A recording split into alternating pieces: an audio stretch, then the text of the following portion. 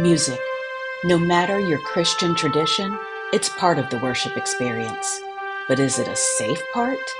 Do the words we sing match the theology being preached? Is tradition more valued than affirmation? Join me, Siobhan Boyd-Nelson, and my colleague, the Reverend Dr. Ben Huelskamp, for How Sweet the Sound, where we take a closer look at the hymns, worship anthems, and gospel favorites we sing and how they create or dismantle safer spaces for LGBTQIA+ people of faith.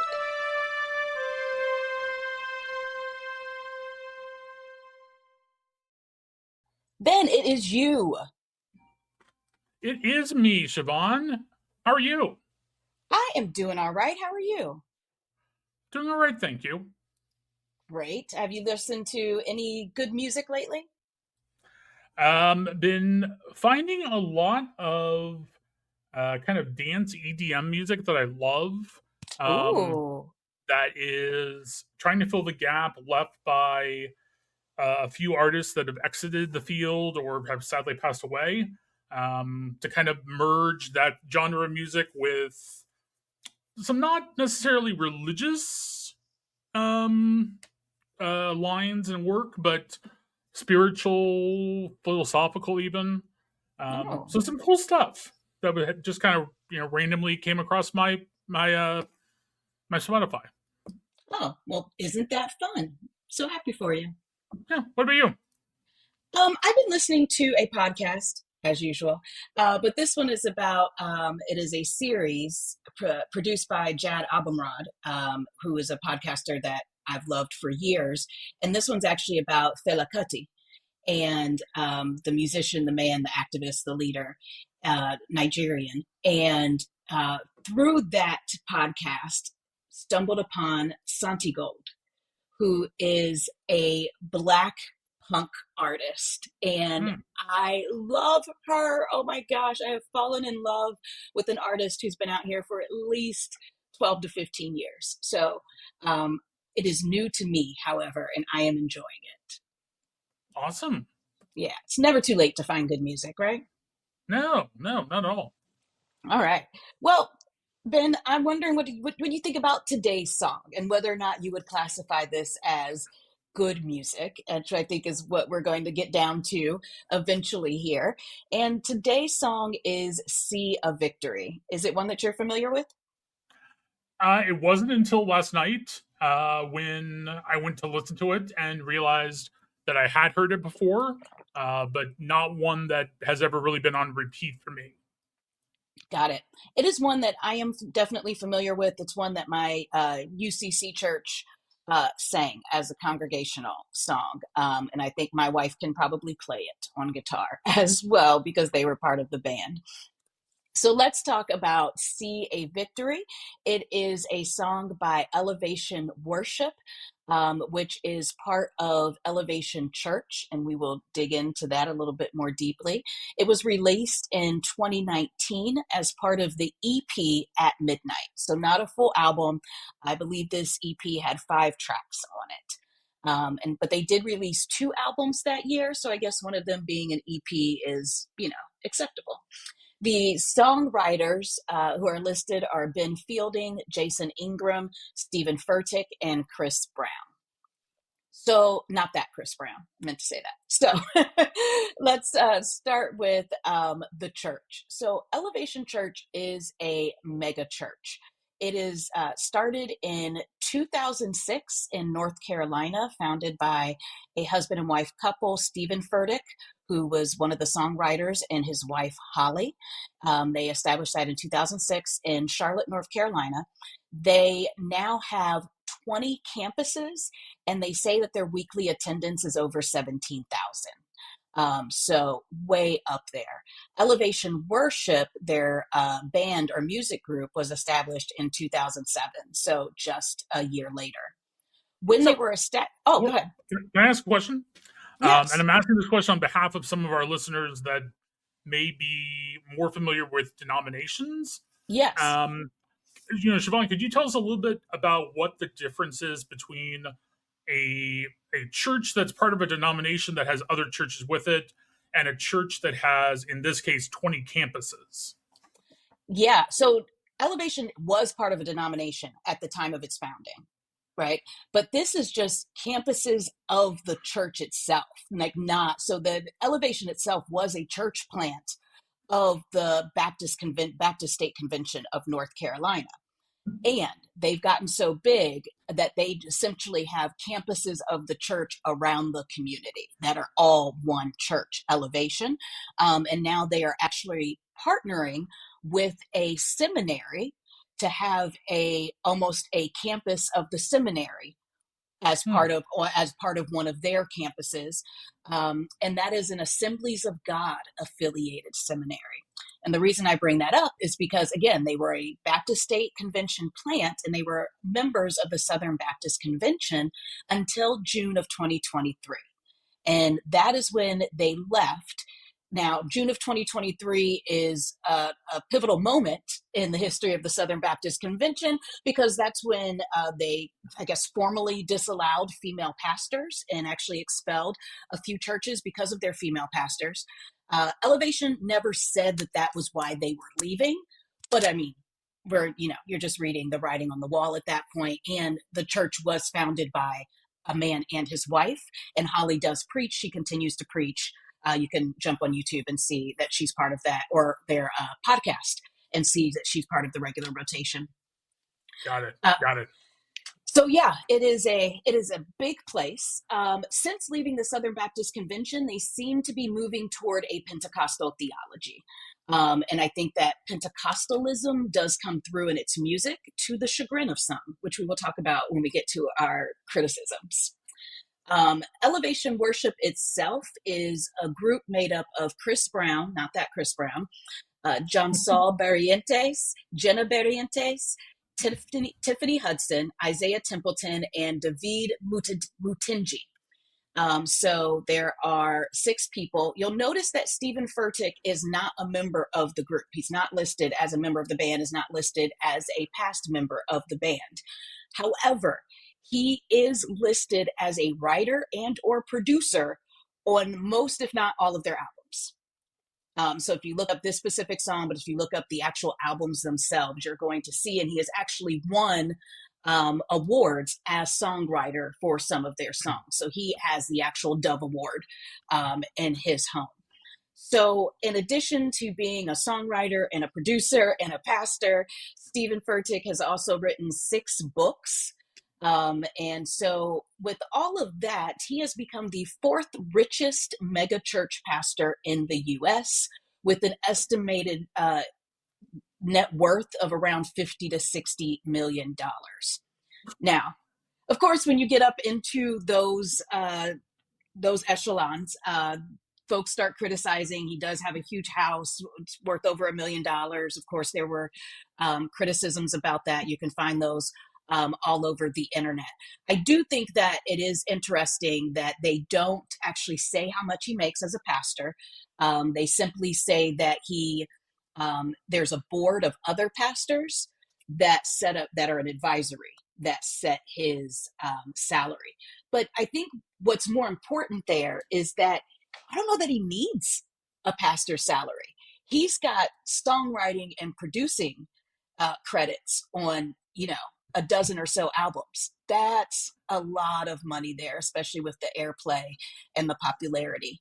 And Chris Brown said, many of our songs come from sermons that Pastor Stephen preaches. So I'm not sure if he's in the room every time a song is written. I think for Sea of Victory, it is talked about him actually being in the room the day that the song was written, and that he was part of the process for this song, at least specifically.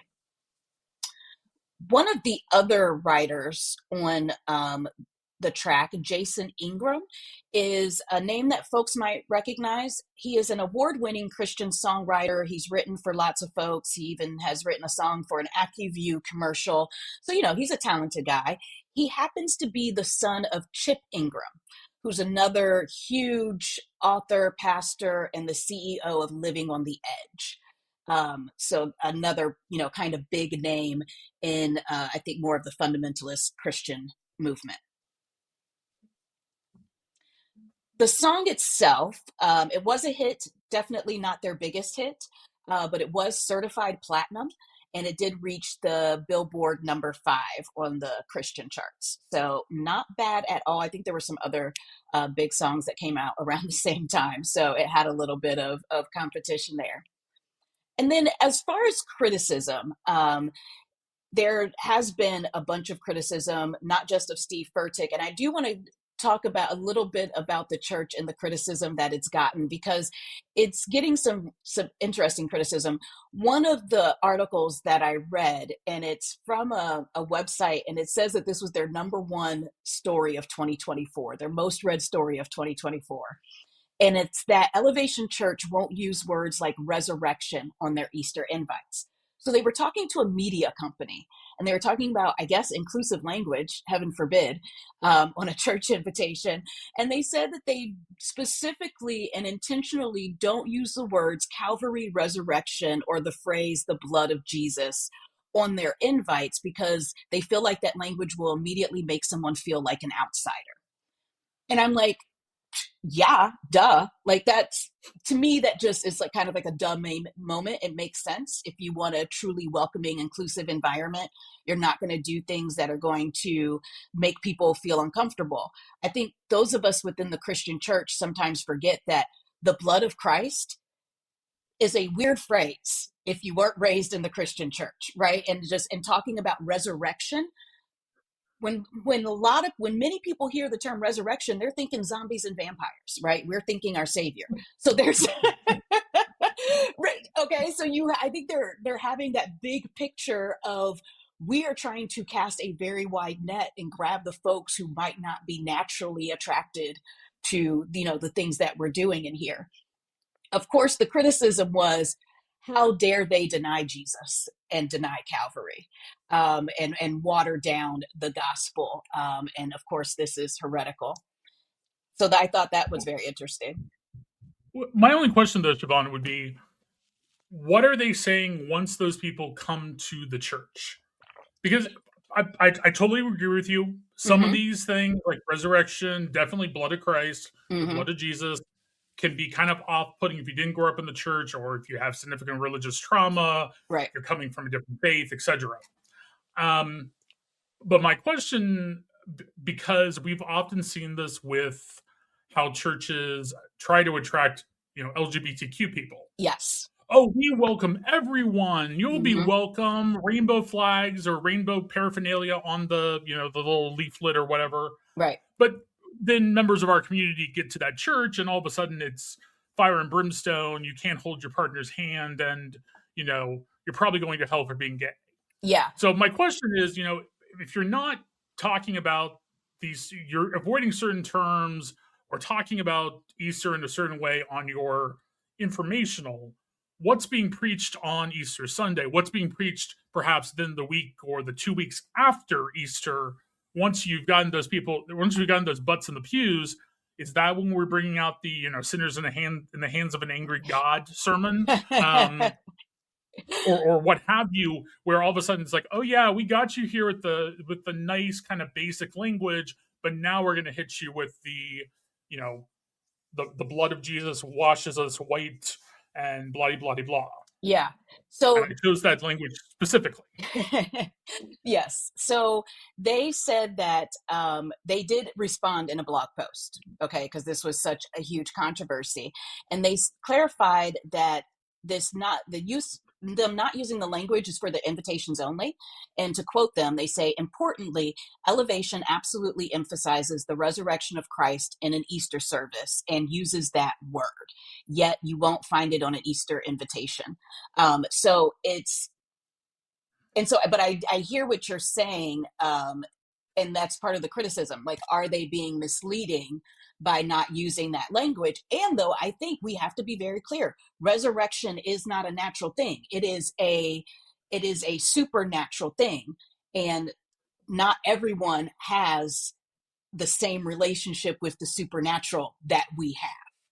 And Sure. and thinking about that, like, I can't be mad at them for thinking about that in their language and being intentional in their language.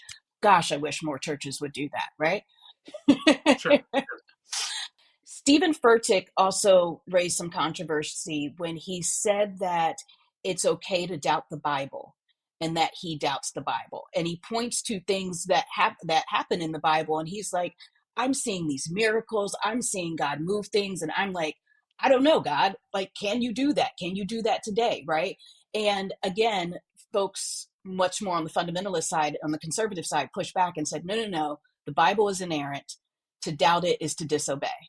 And I think they missed the point there. I think I appreciate what he was trying to say, in that, no, you're going to doubt things, and you are going to doubt your faith, and you're doubting Thomas is the example. And yes, he was rebuked by Jesus, but he still doubted. It still is a fact of life. And I don't think him acknowledging that fact of life, or that fact of faith life, is a bad thing or disobedient in some way.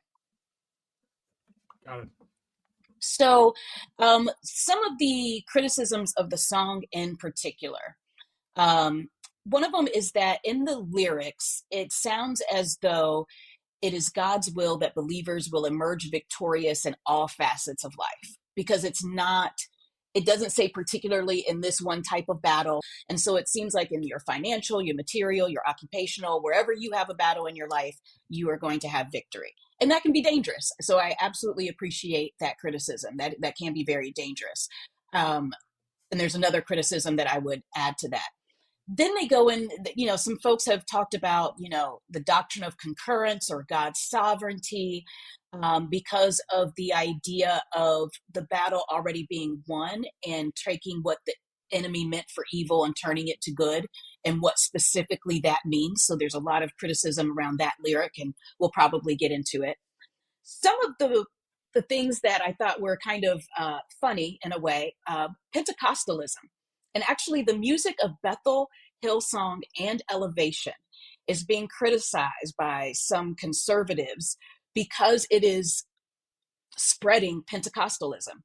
And it is spreading Pentecostalism into congregations that are not Pentecostal. And so it's almost like a warning. Like, if you are using Pentecostal music, then you are becoming Pentecostal. And if you're not a Pentecostal congregation, like, your music reflects your theology, in other words.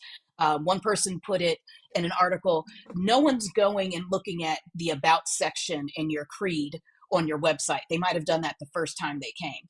But if you're sitting in the pews and singing certain songs in a certain way, that's what's really sinking in. That is the actual theology and experience of the person. And so I think it's similar to what we're saying with this podcast, that you need to be thinking about what you're singing and how you're singing it, because that really does reflect the theology of your church. But they're coming at it from the other side, which is, absolutely happens, definitely. And then the last point is the repetition. Oben.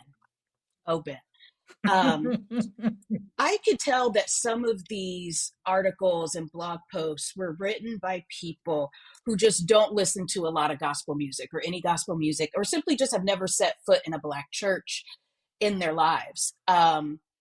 They just almost had a visceral reaction to the amount of repetition in this song, and really thought that it was detrimental to the song. And it was, and I think the reason I'm bringing it up is because so many people brought it up. I had to bring it up because it was repeated so many times. And it's not something, as someone who has sung this song in a congregation, it is not something that I have noticed at all. I noticed it when I was writing out the lyrics. And you will see that as you are reading the lyrics, I did a nice ×4 or ×6 over there, because there is a lot of repetition. But when you're actually in the practice of worshiping, when you're actually singing the song, it makes sense. I think it makes a lot more sense. And Ben, you said something the other day about gospel music and repetition in gospel music. And so I wouldn't necessarily say that this is a gospel song. The rhythm isn't necessarily a gospel song, but that repetition, I think there are definitely some gospel vibes here. Yep. And then before we get into the lyrics, I'm just going to read a little bit of what Chris Brown, who's one of the songwriters as well as a member of the band, has said about the song. he said, you know, worship is a powerful weapon. It's like a counterattack on whatever the enemy is trying to bring against you. When you're facing or battling anxiety, choose to worship your way through it. If you're feeling overwhelmed or uncertain, you can choose worship. And then he goes into, in 1 Corinthians 15, it says, thanks be to God who gives us the victory through our Lord Jesus Christ. You can stand on the authority of the word of God that whatever you're up against, it is no match for Jesus. He's never lost a battle before, and he's not going to start with ours.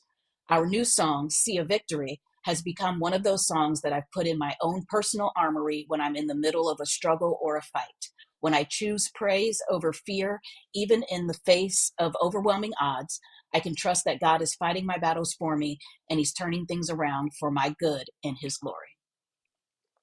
So there we go, right from the writer's mouth about the song. And we've got the reference, the verse references and all that there. So Ben, any questions? Anything that surprised you about this one? No, not really. I'm excited to dig into the lyrics, though. Yeah, I think there's a lot here, some juicy things here. Will you read those lyrics for us, Ben?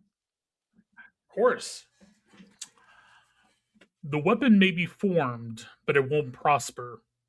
When darkness falls, it won't prevail. Because the God I know, because the God I serve knows only how to triumph. My God will never fail. Oh, my God will never fail. I'm going to see a victory. I'm going to see a victory. For the battle belongs to you, Lord. I'm going to see a victory. I'm going to see a victory. For the battle belongs to you, Lord. Oh, yeah.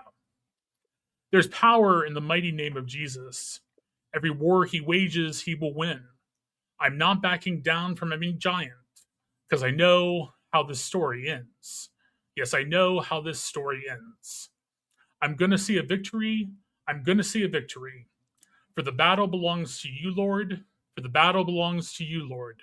For the battle belongs to you, Lord. For the battle belongs to you, Lord. Going to worship my way through this battle. Going to worship my way through. Hey, you take the enemy meant for evil and you turn it for good. You turn it for good. You turn it for good. You turn it for good. You turn it for good. You turn it for good. You turn it for good. I'm going to see a victory. I'm going to see a victory. For the battle belongs to you, Lord. For the battle belongs to you, Lord. For the battle belongs to you, Lord. For the battle belongs to you, Lord. You take what the enemy meant for evil and you turn it for good. You turn it for good. You're turning it around. You take what the enemy meant for evil and you turn it for good. You turn it for good. Oh, you're working it out. You're working it for my good. Yeah, come on and give a shout out of the truth. Lift your voice. Lift your voice. Thank you, Ben. There's a lot of repeats in there, right? There's a lot of repeats, but unlike some of the other songs we've looked at, like when we looked at Amazing Grace or Onward Christian Soldiers, these songs that when you read them, they sound more poetic than when you necessarily sing them. Mm-hmm. This one, I think, is the other way around. Yes. There were parts of this reading it where it's like this reads really awkwardly. It does. But I can also think about it, and having heard it, it doesn't sing awkwardly. Right.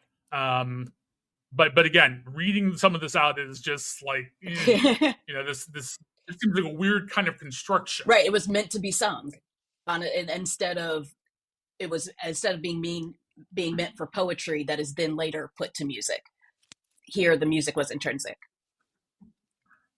Yep. All right, well let's dig into it and break it down. So that first line, the weapon may be formed, but it won't prosper.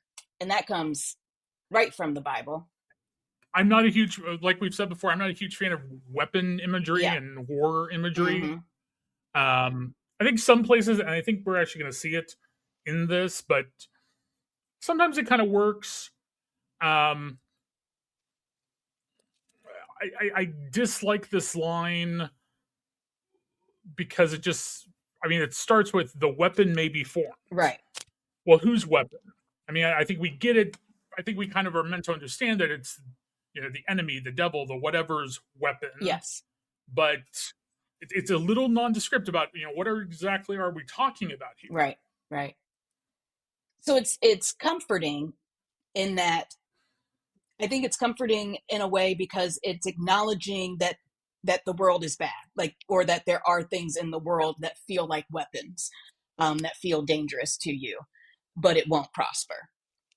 So that is, a little bit of comfort there. And I agree with you with the weapon imagery, except that it's not us carrying the weapon. So I think that softens it a little bit for me.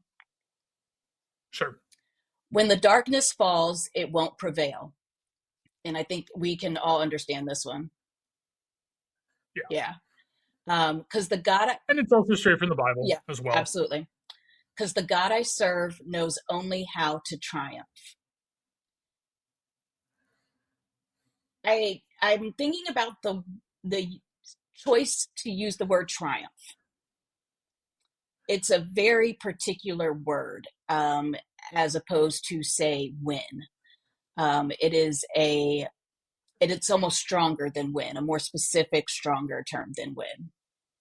That's not the part of the line I would necessarily pick out for this.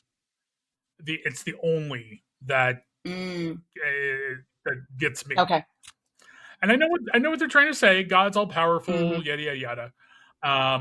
But knows only how to triumph. No, that's not true. Yeah, because I mean, maybe God's self. Maybe I will grant that one, but when we really think about putting your trust in God, sometimes being human and putting your trust in God doesn't get you exactly what you think it's going to get you. Yeah. So I don't know. I struggle with the only, but I also see what you're saying with the triumph part as well. Well, and I think by using the word triumph, I can get around the word only. Watch me do this. Because I think of it as like with the tennis match, game, set, match. You triumph. The triumph is at the match level. Like, you might win a game, you might win a set, or you might lose a game, you might lose a set, but the triumph is at the match, at the end. There is a triumph there, and not necessarily in each and every situation, which is part of the criticism that this song has faced. And then the final two lines, my God will never fail. Oh, my God will never fail, which is a great reminder, I think, until we have to recognize that God's definition of failure is not our definition of failure. Right? Like that's a whole sermon and song of its own. Right? So it's one of those things like, oh, you're saying a lot, but you're just throwing it in there, right? At the end of that verse. Yeah. So the refrain, which is repeated, I think, maybe 20 times overall in the song, is I'm going to see a victory. I'm going to see a victory, for the battle belongs to you, Lord. And if anything about this refrain, it is how vague it is. It does not in any way say, I won't see every victory. Because there's two parts of this. I'm going to see a victory means I can apply this to any situation that I want to be victorious in. Okay. Then there's the question of, should I be trying to be victorious in every situation? Because that's a whole thing. And then the third thing is, am I really going to see it? Because God's triumph, God's victory doesn't require me seeing it to occur. And I fully believe that the way that God redeems and takes things that were meant for evil and turns them into good can take generations. It can take years, and you might not be around to see it. So I absolutely can see the danger in this refrain from all three of those aspects. Now, I'm probably going to get in trouble with some, harder core contemporary Christian music fans. But I am just going to say, and I'll come back to this later on, but I'm just going to say this song is platitudes. And that's not necessarily a bad thing.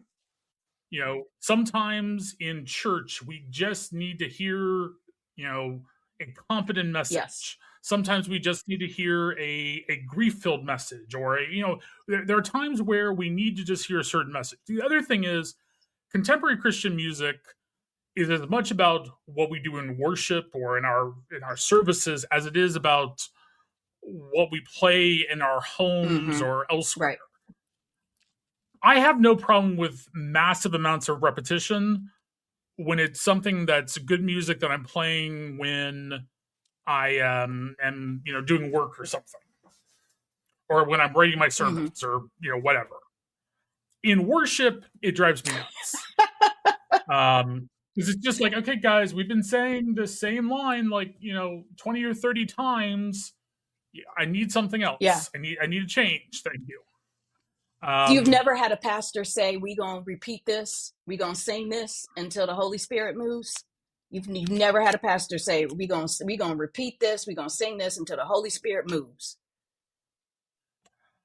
I have never had a pastor say Okay. that. I have had one or two TFAM Yep. preachers who are from the Black Pentecostal tradition say Okay. that, Yes. and I may or may not have said something close to that a few times in sermons. Got it. Okay. Oh, But no, and most of the pastors I've had, like churches I'm a member of, someone I would call my no. pastor. No, not so much. No, No. no, no, not really. Sorry. But again, this song, repetition aside, this song to me is platitudes. Mm-hmm. And this is something we struggle with in the church often. When you're a pastor and you go to see someone who has a family member who just passed Yeah. away, there are a whole list of platitudes like, oh, I'm sure they're in a better place, or at least their suffering has come to an end, or blah Yeah. blah. These are platitudes. They're just things we say because there's really nothing else to say.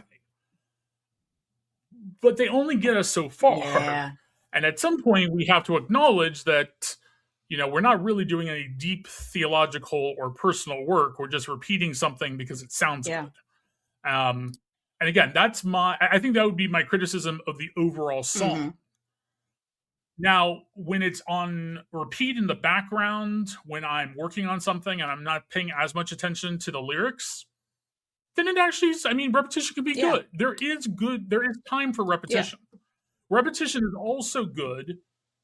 And I think this is why repetition has been identified so well with Pentecostal churches of any type, right? Any racial or ethnic type, is because Pentecostalism, by and large, has shown up in poor communities, often, particularly for white Pentecostalism, has shown up in rural communities.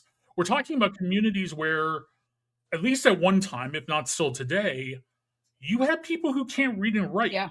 You have people who can look at the hymnal and read the great Victorian or Georgian. Or did the church have hymnals? Could the church afford them? Exactly, that too. And in those kinds of situations, simply having a nice refrain that we can repeat, 20 or 30 times or more is simply what we have to do. And that's not a bad thing. Yeah. But I don't think elevation worship is necessarily writing for core 1950s or before Pentecostal churches in name a rural community. Not at all. Not at all. And then, Ben, I want to bring this around to our community, okay? Because, I think people from our community are probably hearing this song in their congregations. And I want to bring it to our continued battle against those who would roll back our rights. And so I'm wondering how this song lands and what this song does for the faith journey of a queer Christian who truly wants to see a victory in this battle. And again, I go back to, I might not see it. Do I believe that this battle belongs to the Lord? Absolutely. I think this is about justice and love, and those are God's battles. But none of us are promised to see that victory. I mean, think about when we achieved marriage equality. I had so many elders look at me and say, I never thought I'd live to see this day, right? They didn't expect to see that victory because they understood what the battle is. And I think we need to understand that. Again, I think that's my biggest criticism of this line. You might not see every victory, and that doesn't make it any less victorious for God. Correct. So going into the second verse, really there are only two verses, and there's power in the mighty name of Jesus, which I think is a good thing. Every Yep. war he wages, he will win. Now, I think we have to have some caution on this one because we've got that language of violence, that language of war. And I'm just being very specific. Every war he wages. All of our wars, are not Jesus's wars, because Jesus wasn't necessarily going to battle against all the people we're going to battle against. So again, it's about having a level of maturity in your faith that you understand that intrinsically as you are singing this, almost, that it is literally every war he wages, not just the ones that you point him to on your behalf. Well, and I would argue that Jesus doesn't wage war, period. Got it. And yes, I realize that's part of my progressive Christian outlook, where Jesus is a peacemaker, not a warrior, but Jesus made it pretty clear multiple times that he wasn't here to wage war. Yes. And I am looking to see if I can find, I did see in one place there was a biblical reference, and it might have been in Revelation, which, isn't of Jesus and war in the same verse. And I think it was in Revelation where someone else had broken down these lyrics. It is Revelation 19:11 is the reference. Yeah. Then I saw heaven open, and there was a white horse. Its rider is called Faithful and True, and in righteousness he judges and wages war. There it is. But I'm not quite sure I would call that okay, Jesus, though. That's fair. Also, that's a very specific situation. Right? Like, so it's not, it is literally a single war. And so the reference to every war definitely makes it seem like he's out here as Rambo, just going to battle, 24/7. And that doesn't seem to be the case. No. Yeah. Again, I would question whether or not that's, if this is where they're pulling from for this verse, then I would question whether or not that verse actually is talking about Jesus. And what I would point to first and foremost is that Revelation 19:10 says, "Then I fell down at his feet to worship him, but he said to me, 'You must not do that. I am a fellow servant with you and your brothers and sisters who hold the testimony of Jesus. Worship God, for the testimony of Jesus is the spirit of prophecy.'" Now, just to me, if we're talking about Jesus, why do we name Jesus in verse 10 and then verse 11 simply say that he's faithful and true and riding a white horse? Good point. Thank you for that, Ben.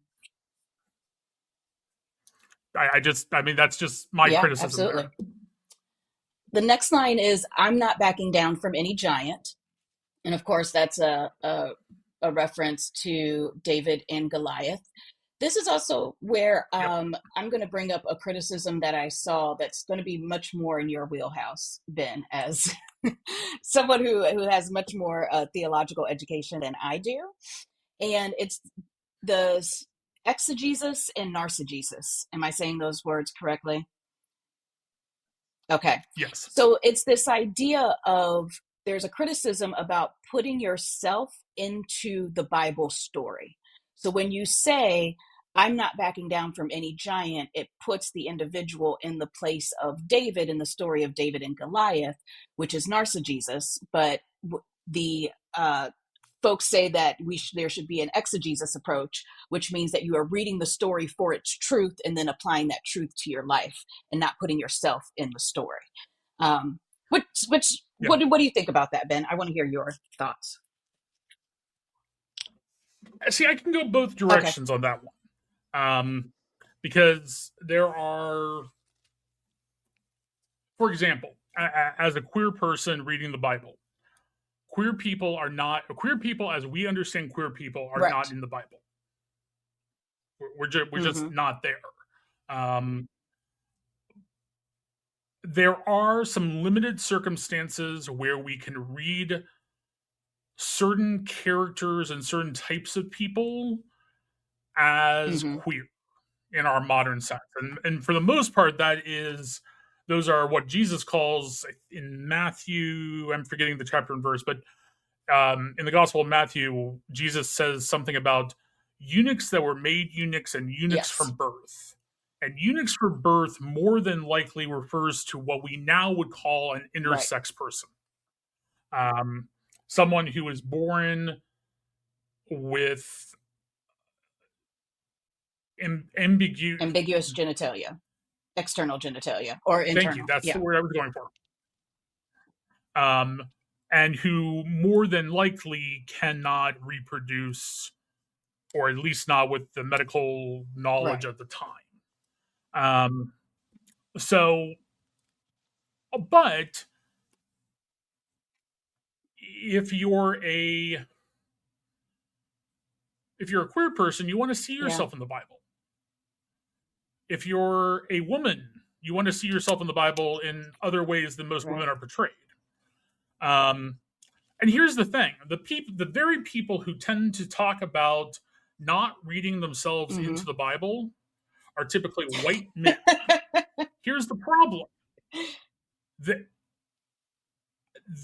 there's only one group, really, maybe two groups of truly white men in Mm-hmm. the Bible, and those are the Yeah. Romans and the Greeks, and only the Greeks who are actually from like Right. southern Greece. And we can even argue that in the racial classifications of the time, were the Greeks Right. really white? Um,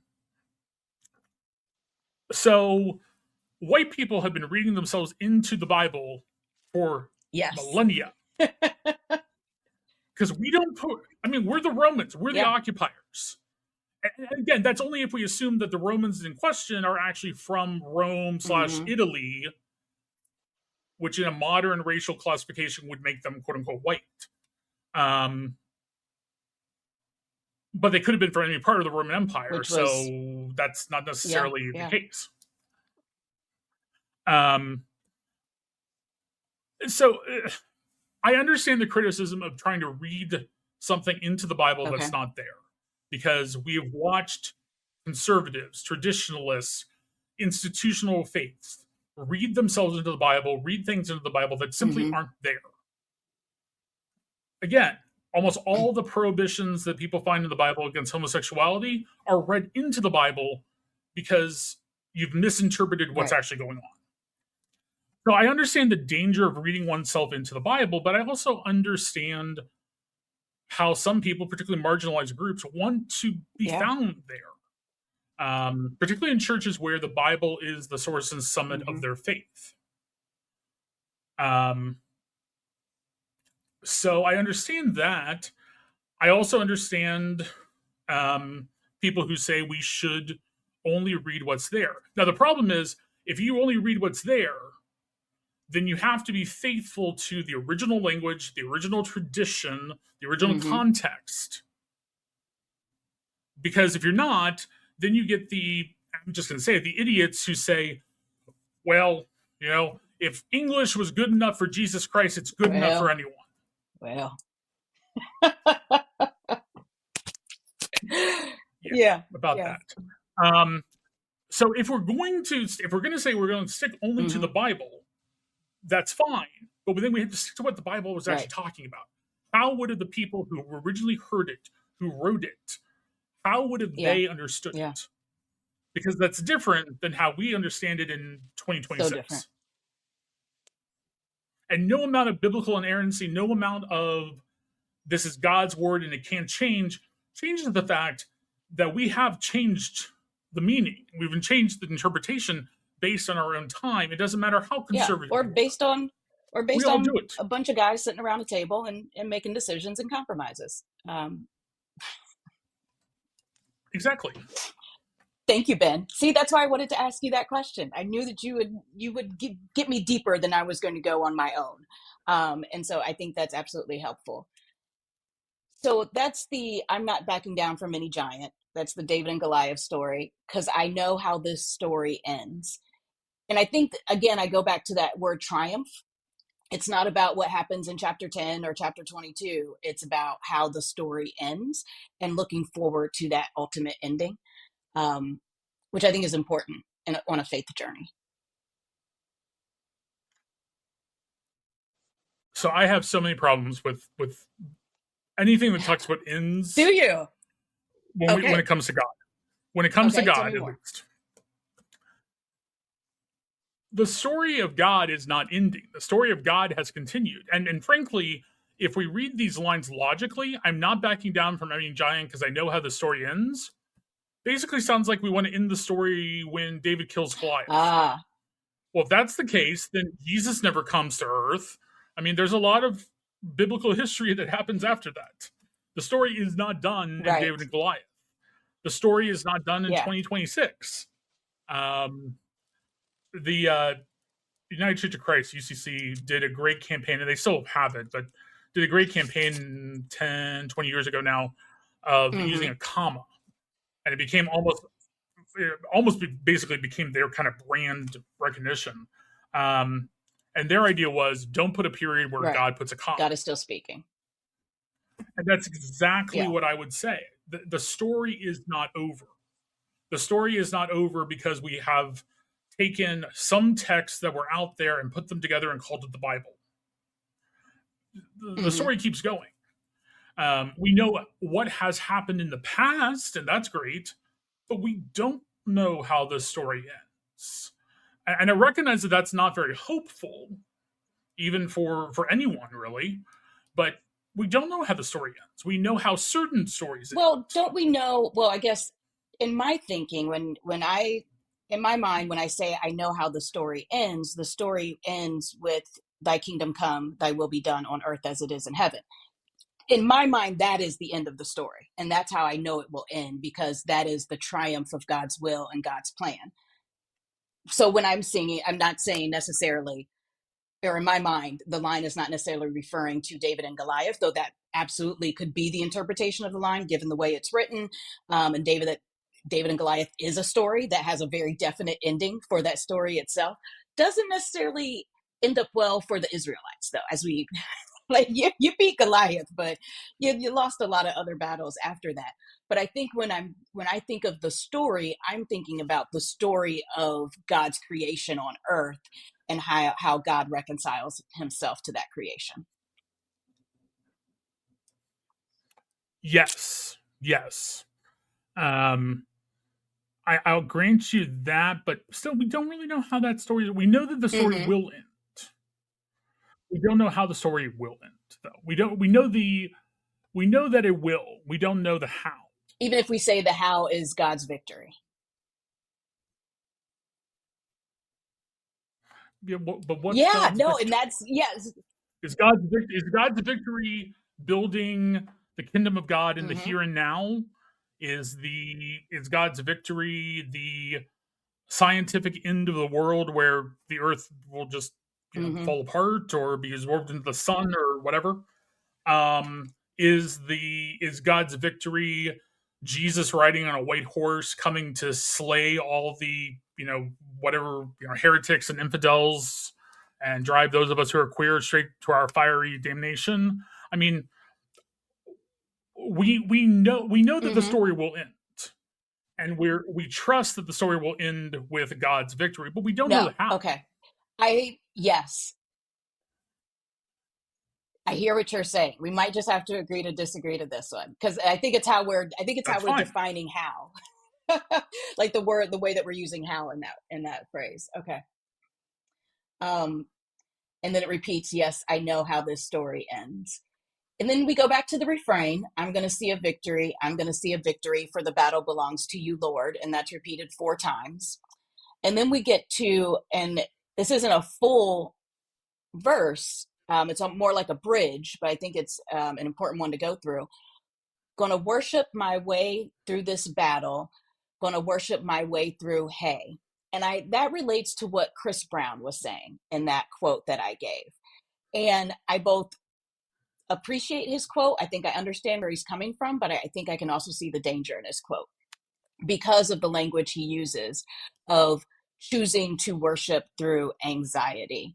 of choosing to worship your way through it. If you're feeling overwhelmed or uncertain, you can choose worship. Now, I am someone who is definitely from the choose joy camp. Like, I'm just going to smile for no reason because I choose to. And there are many days when I choose praise or I choose worship.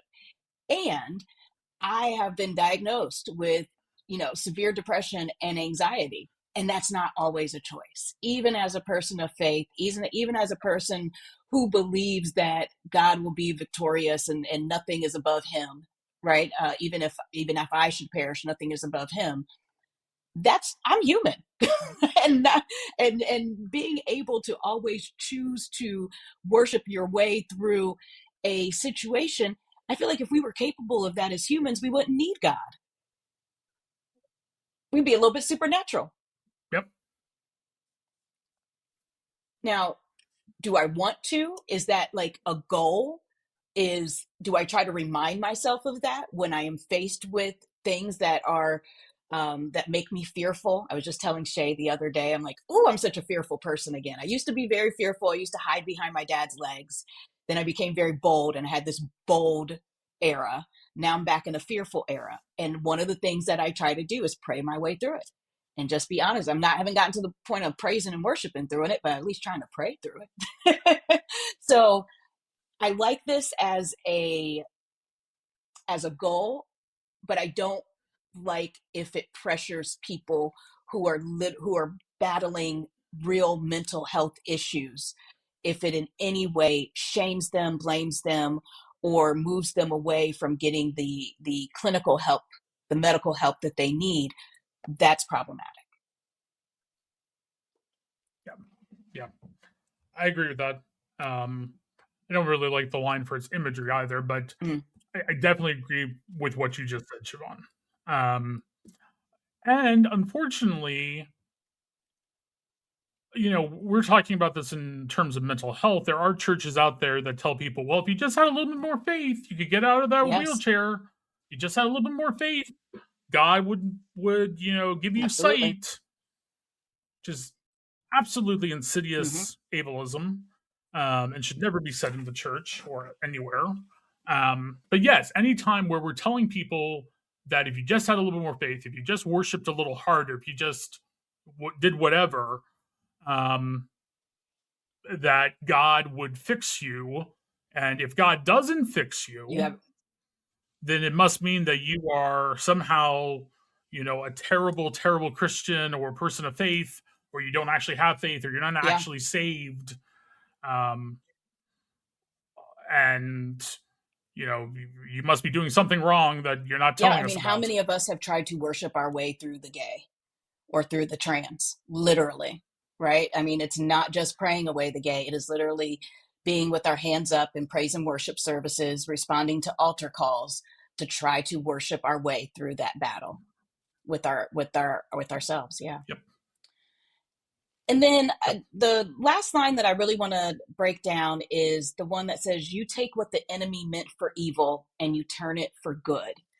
And this specifically refers, I want to bring up what it refers to, and I believe it was Joseph and his Technicolor Dreamcoat, where he's talking about, I can't quote it now, but there's a verse there, what you meant for evil, God meant for good. Um, he's telling his brothers as he is the vizier in Egypt at the point of meeting with his brothers again. Here it is. It is Genesis 50:20. He tells his brothers, as for you, you meant evil against me, but God meant it for good in order to bring it about to save many people alive. So, definitely a biblical reference there. And it's referencing, I think, a thing that Christians should probably think about and wrestle with, of how bad things happen in our lives, right? Joseph being sold, being thrown down a well, being sold into slavery, definitely a low point in his life, not a good thing whatsoever. And it took how many years? How many years for that to turn into, a good thing that has saved many lives? I mean, literally took decades. So I appreciate the way in which it encourages. It reminds us that just because somebody means you bad, or just because something bad is happening, doesn't mean that there can't be a good outcome, or that God can't use, God uses what we would call bad situations and bad people all the time to do amazing, extraordinary things. That is one very valid and very hopeful reading of that Yes. line. Okay, tell me yours. I would read it as almost saying, I mean, I guess I read it closer to how you do, but I think it has the potential, much like the line that we considered earlier, or just a moment ago, to essentially say, God's going to use your suffering to do something great, so just go on suffering. Mm, mm. Which is, Go ahead. that's dangerous in the midst of the suffering. Correct. Yeah. I think it reminds me of what we used to be told as Catholic kids. Oh, you just hurt yourself. Lift up your pain for the glory of God. Oh, That's a problem. Let's make sure that while we're lifting up our pain, we're also getting medical help. yes. Let's not just suffer for the sake of suffering. Yeah.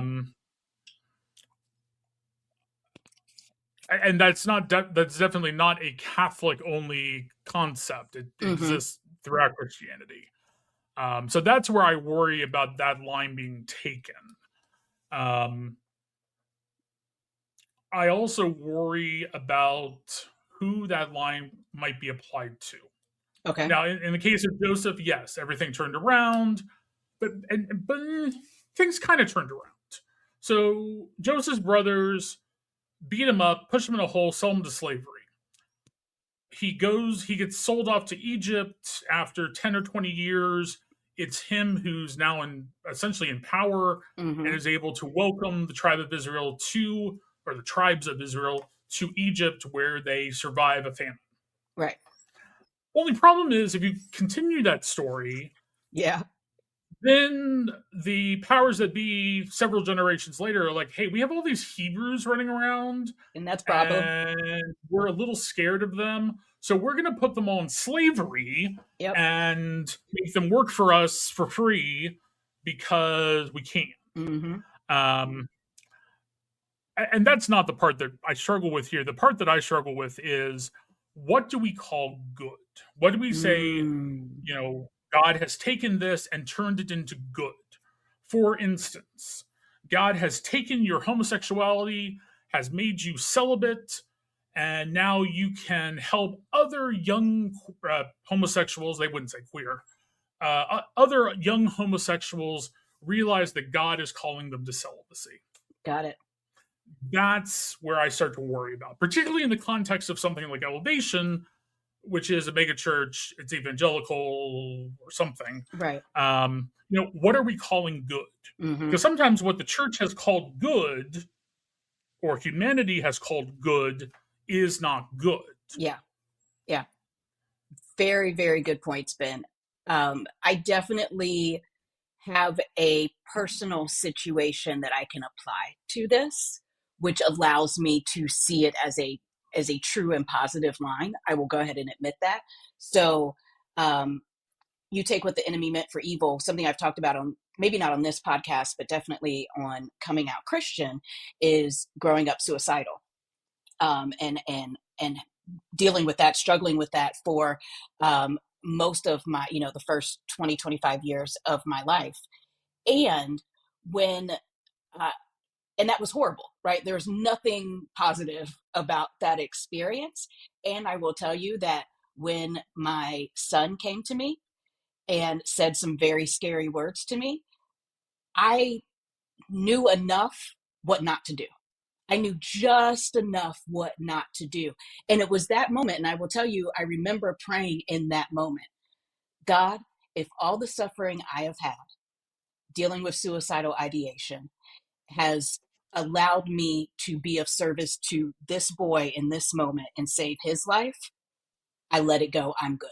Right. So that was literally me just saying, I'm good. I can, in my healing, my personal healing. from that and allowing to let that go. So that's just one of those. It's a very specific instance, but one of those where I can be like, oh yeah, the enemy wanted me dead. The enemy tried to kill me. And here I am saving my son's life because of that experience. Totally, totally. And again, it can go either way. I mean, Yeah. Yep. you and I can both look at our lives and say, yeah, we put up with a lot of church trauma, Mm-hmm. but now we're here doing this work so that hopefully other people won't go through that same church trauma. Yeah. I mean, you can look at it both ways. Absolutely. And I don't want to limit it to just, I don't want to limit what I'm saying to just a negative look, but I still, I mean, that's where my worry lies with, particularly in certain contexts. Oh, absolutely. Absolutely. And that's what we're here to talk about, specifically that queer context, right? What does this sound like to queer ears Totally. and to folks who have been through the things that we've been through, or similar things that we know that queer folks go through? Yep. Yep. Well, Ben, that pretty much brings us, I mean, there's repetition for days, Sure. but that pretty much brings us to the end of the song. And so now it is time for our final verdict. Is this song need a chord change? Meaning, a couple of changes here and there. Does it need a remix? Meaning, we might need to change a verse or two or change the bridge or the refrain. Or is this a record scratch? Should we maybe not be singing this one in our queer affirming congregations?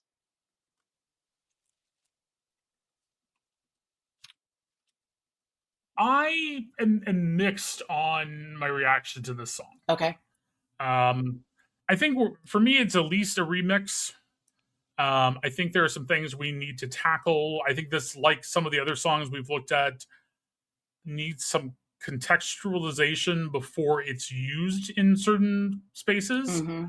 Now, one thing we didn't talk about is this very last verse ending. I don't even know what we want to call it, but one thing that's there that I like is you're working it out. You're working out for my good. Yeah. And the reason I like that is that we've dealt with a lot of absolutes throughout most of the rest of the song, but then we get it to you're working it out. You're working it out for my good. It all of a sudden becomes less absolute, like A leads to B, and it becomes, okay, this journey may look like A leads to a valley at B, that leads to a mountaintop at C, that is back down the valley for D, and so forth. Right. So I think there's definitely positives to this song. Mm-hmm. I do wish we could add a little bit to it that gives it some more context. That gives it maybe a little bit less absolute before the very end of the song. Mm-hmm. So I think I'm falling a remix. I don't think this needs to go away, but I think we need more context here. I think we need possibly another verse or some other things to talk. I mean, it wouldn't hurt the song as a whole to have some repetition around this.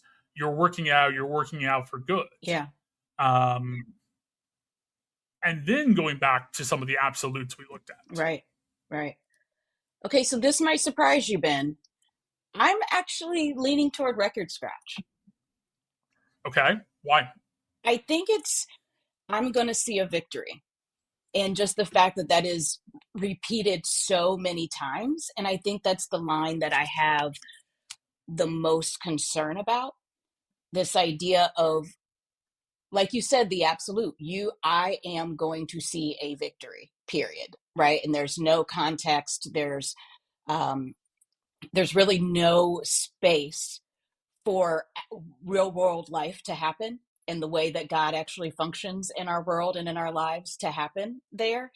And I'm afraid of it setting expectations for God that God didn't set for God's self, which is, I think, something that we probably fall into way more than I notice or realize. But this one, definitely, it feels as though it is almost setting God up for failure. Because if the expectation is that I am going to actually see what I would determine to be a victory in every single situation in my life, then yeah, I'm setting God up to fail. And that's not promised. That's absolutely not promised. It was not an expectation of the first Christians. I don't necessarily think that we need to fall down in that rabbit hole of just expecting pain and torture and punishment as a Christian. I don't think that is the expectation either. God, Jesus came that we might have life and have it more abundantly. That does not include torture and slavery. And also, there can be some bad times to that too, and we need to be honest about it so that our faith does not fracture in those moments. That does surprise me that you would go there. I wasn't anticipating that. Okay.